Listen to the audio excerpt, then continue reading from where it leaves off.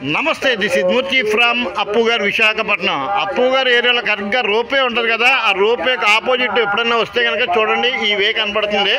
అంటే ఇలా చిన్నగా వెళ్తే సముద్రంలోకి వెళ్ళిపోతాం అనమాట. అంటే షిప్ ఉంది కదా అక్కడికి. ఇక్కడ ఒక చిన్న రామాలయం కమ్ శివాలయం కమ్ కృష్ణాలయం కమ్ సాయిబాబా కమ్ మొత్తం అంటే అంటే అన్ని దేవతలు అన్ని దేవుళ్ళు ఇక్కడే ఉన్నారు ఈ గుళ్ళో. ఒకసారి చూడండి. అంటే ఈ దేవాలయం గురించి ఒక చిన్న విషయం చెప్తానని చేశాను. అంటే సాధారణంగా భక్తులు భక్తి పారస్తే మునిగిపోయి దేవుడిని ఏ రీతిలో కొలాలో తెలియక మన పూర్వ చరిత్రకారులు ఏదో కొన్ని ఆకారాలతోటి దేవుని యొక్క స్వరూపాన్ని ఇచ్చారు. అంటే శివుడు ఎలాగ ఉంటాడో పరతప్పు చూడండి, వినాయకుడు శివుడు ఇక్కడ చూడండి, అసలు మొత్తం అందరు దేవుళ్ళు ఉన్నారు. అలా అంటే ఒక ఆర్టిస్ట్ ఒక రూపాన్ని ఇచ్చాడు దేవుడికి, ఇలా ఉంటారని చెప్పి. అంటే అప్పట్లో కవులు వర్ణించారు కాబట్టి అలా చేశారు. అంటే చిత్రపటాల ద్వారా పూజిస్తున్నారు, బాగానే ఉంది. కానీ ఆ చిత్రపటాలు ఓల్డ్ అయిపోవడం వల్ల లేకపోతే వేరే వేరే కారణాల వల్ల ప్రజాపతి కలర్ వెళ్ళిపోయింది. చూడండి ఫోటో బాగానే ఉంది. ఇలాగా అంటే ఇళ్లలో వాళ్ళ రీప్లేస్మెంట్ చేసుకోవాల్సి వచ్చినప్పుడు ఆ చిత్రపటాలను ఏం చేయాలో అర్థం కాక కొంతమంది నీటిలో పడేస్తున్నారు, కొంతమంది చెత్తబట్టలో పడేస్తున్నారు, కొంతమంది సముద్రంలో కలుపుతున్నారు, కొంతమంది ఏం చేయాలో అర్థం కాదు. రకరకాలుగా అంటే వాటిని ఏదో అంటే మన కొత్త వస్తువు వచ్చిందని పాత వస్తువులు ఏదో రకంగా కింద పడేయాలి కదా. చూడండి ఒకసారి చెప్తున్నాను చూడండి. ఇది ఎక్కడ 1930లో కట్టారట దేవాలయం అనేది. శ్రీ సీతారామ సాగర లింగేశ్వర ఆలయం, మూలపాలెం గ్రామం. అసలు దీని పేరు మూలపాలెం అంటారంట, నాకు తెలియదు. ఇప్పుడు దాకా అప్పు గారు పరిసర ప్రాంతాన్ని చదివాను. చూడండి, యాక్చువల్గా సూర్యోదయం అవుతుంది పక్కన. అంటే సముద్రానికి ఒడ్డులో ఎంత అద్భుతమైన ఆలయంలో దర్శనం అంటే చాలా ఎంత ప్రశాంతంగా ఉంటుందండి. అంటే మంత్రోచ్చారణతో చూడండి, మీకు కనపడుతుంది కదా.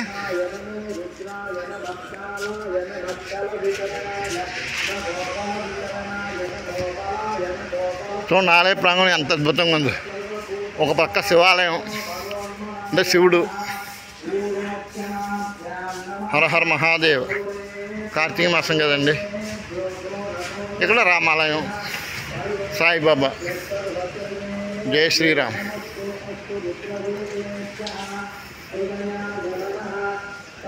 అంటే సరిగ్గా ఈ దేవాలయానికి అభిముఖంగా సూర్యోదయం. ఎంత అద్భుతమైన దృశ్యం అండి ఇది. ఇటువంటి రమణీయతను మీరు ఆస్వాదించాలంటే అప్పుడప్పుడు ఇలా బహిరంగ ప్రదేశాలు అంటే మెయిన్ రోడ్లో వెళ్ళిపోకుండా కాస్త ఇంటీరియర్ ప్లేస్కి వెళ్తూ ఉండాలి. అంటే ఎక్కడైనా కాదు, నా దగ్గర ఇప్పుడు నేను డైలీ చూస్తుంటాను కానీ ఇంత లోతుగా ఎప్పుడు చూడలేదు. ఇది మన బీచ్ని క్లీన్ చేయడానికి వచ్చిన ట్రాక్టర్ అండి. ఇది ఎక్కడ ట్రాక్టర్ ఏంటని మాత్రం అనుకోకండి. బీచ్లో దుర్గంధాలు, వేస్ట్లు, కాగితాలు ఇవన్నీ అటువంటి పడుతుంటాయి కదా.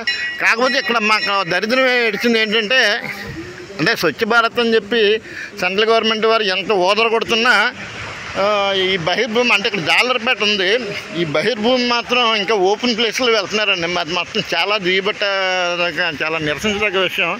అక్కడ అయితే ఫిషింగ్ చేస్తున్నారు, చేపలు పడుతున్నారు. అంటే బహిరంగ ప్రదేశాల్లో మలమూత్ర విసర్జన చేయడం మంచిది కాదని చెప్తున్నారు, మరుగుదొడ్లు కట్టారు. కానీ ఇక్కడ కొన్ని ఆ దుర్గంధం మాత్రం ఇంకా పూర్తిగా వదలలేదు.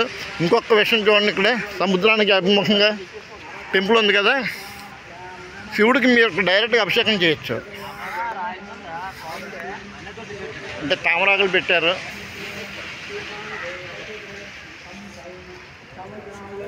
అంటే చిన్న తొట్టిలాగా అనమాట. అదండి ఇప్పుడు సబ్జెక్టులోకి వెళ్దాం. ఇప్పుడు చిత్రపటాలు అనేవి ఇళ్లలో పూర్తిగా అంటే నాశనం అయిపోవడమో లేకపోతే కలదలిసిపోవడమో లేకపోతే ఇంకోటి మనం వేరేగా మార్చాలనుకున్నప్పుడు మాత్రం వాటిని తగు రీతిలో ఖననం చేయడం అంటే తగలబెట్టడం. మరి ఆ పదం మంచిదో కాదో నాకు తెలియదు కానీ ఆ చిత్రపటాలను ఒక సరైన పద్ధతిలో మాత్రం నాశనం చేయండి. అంతేగాని ఎక్కడ పడితే పాడేయడం. ఇవి చూడండి, అక్కడ అంటే వారికి అనువైన ప్లేస్ ఏంటనుకుంటున్నారు. ఇక్కడ గుడికి కాంపౌండ్ వాళ్ళు పక్కన వదిలేశారు ఇక్కడ.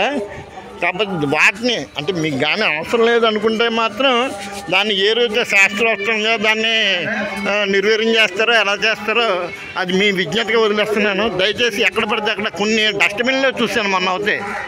అంటే మీకు అవసరం లేదనిపిస్తే మాత్రం దాన్ని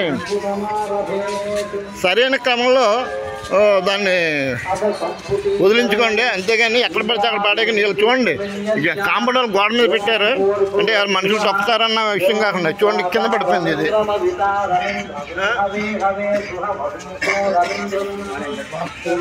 అంటే మనం భక్తితోటి చేస్తున్నాం కాబట్టి ఏదైనా సరే ఒక రకంగా మూడో కంటికి కనపడకుండా దాన్ని నాశనం చేయండి. ఐ మీన్ దాన్ని డిస్పోజ్ చేయండి అంతే. నాకు సరైన పదం వాడడం రాలేదు. అంతేగాని ఎక్కడ పడితే అక్కడ చిత్రపటాన్ని డస్ట్బిన్లో నీటిలో వేడుకండి.